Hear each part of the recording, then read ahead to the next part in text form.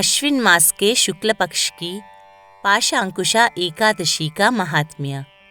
एक बार धर्मराज युधिष्ठिर ने भगवान श्री कृष्ण से पूछा, हे भगवान, आश्विन मास की शुक्ल पक्ष की एकादशी का क्या नाम है तथा उस व्रत के करने से कौन कौन से फल मिलते हैं, यह सब कृपा पूर्वक कहिए। इस पर भगवान श्री कृष्ण बोले कि हे राजन, आश्विन मास की शुक्ल पक्ष की एकादशी का नाम पाशांकुशा है। इसका व्रत करने से समस्त पाप नष्ट हो जाते हैं और व्रत करने वाला अक्षय पुण्य का भागी होता है। इस एकादशी के दिन मनवांछित फल की प्राप्ति के लिए श्री विष्णु भगवान की पूजा करनी चाहिए। इस पूजन के द्वारा मनुष्य को स्वर्गलोक की प्राप्ति होती है। जो मनुष्य कठिन तपस्याओं के द्वारा फल प्राप्ति करते हैं, वह फल इस एकादशी के दिन क्षीर सागर में शेषनाग पर शयन करने वाले विष्णु भगवान को नमस्कार कर देने से मिल जाता है और मनुष्य को यम के दुख नहीं भोगने पड़ते। जो विष्णु भक्त शिव जी की निंदा करते हैं अथवा जो शिव भक्त विष्णु भगवान की निंदा करते हैं, वे नरक को जाते हैं। 1000 अश्वमेध यज्ञ और 100 राजसूय यज्ञ का फल इस एकादशी के फल के 16वें हिस्से के बराबर भी नहीं होता है। अर्थात इस एकादशी व्रत के समान संसार में अन्य कोई व्रत नहीं है।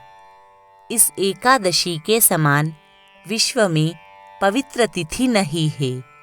जो मनुष्य एकादशी व्रत नहीं करते हैं, उन्हें पाप घेरे रहते हैं। यदि कोई मनुष्य किसी कारण के वश में होकर केवल इस एकादशी का उपवास भी करता है, तो उसे यम के दर्शन नहीं होते।